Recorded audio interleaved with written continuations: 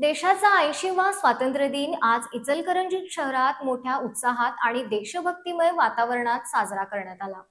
शहरातील महापालिका, विविध शासकीय कार्यालये, पोलीस ठाणे, शैक्षणिक संस्था तसेच राजकीय पक्षांच्या कार्यालयामध्ये ध्वजारोहणाचे कार्यक्रम उत्साहात पार पडले. स्वातंत्र्य दिनाचा आनंद साजरा करण्यासाठी शहरातील ठिकठिकाणी उभारण्यात आलेल्या जिलेबी स्टॉलवर जिलेबी खरेदी करण्यासाठी नागरिकांनी मोठी गर्दी केली होती.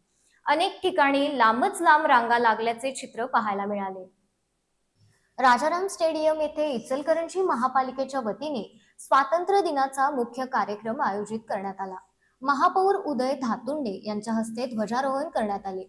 यावेळी आमदार राहुल आवाडे, उपमहापौर अनिल डाळ्या आणि उपायुक्त पल्लवी पाटील यांची प्रमुख उपस्थिती होती.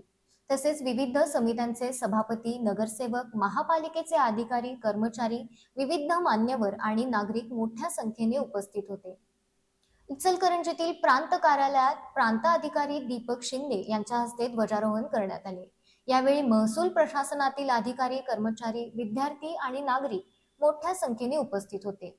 राष्ट्रगीत आणि देशभक्तीपर वातावरणात हा कार्यक्रम पार पडला. अप्पर पोलीस अधीक्षक कार्यालयात अप्पर पोलीस अधीक्षक अण्णासाहेब जाधव यांच्या हस्ते ध्वजारोहण करण्यात आले. यावेळी डीवायएसपी विक्रांत गायकवाड यांच्यासह शहरातील विविध पोलीस ठाण्याचे पोलीस निरीक्षक, अधिकारी आणि कर्मचारी मोठ्या संख्येने उपस्थित होते. पोलिसांकडून राष्ट्रध्वजाला मानवंदना देण्यात आली.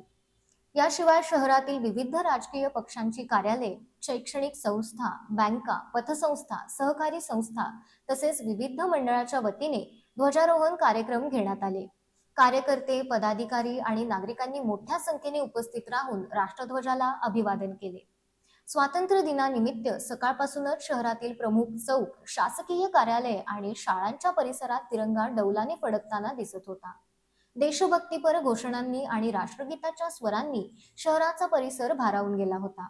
विविध ठिकाणी नागरिकांनी स्वातंत्र्य सैनिक तसेच देशासाठी बलिदान देणाऱ्या वीरांना अभिवादन केले. एकूणच 80व्या स्वातंत्र्य दिनानिमित्त इचलकरंजी शहरात दिवसभर उत्साह, अभिमान आणि देशभक्तीचे वातावरण पाहायला मिळाले.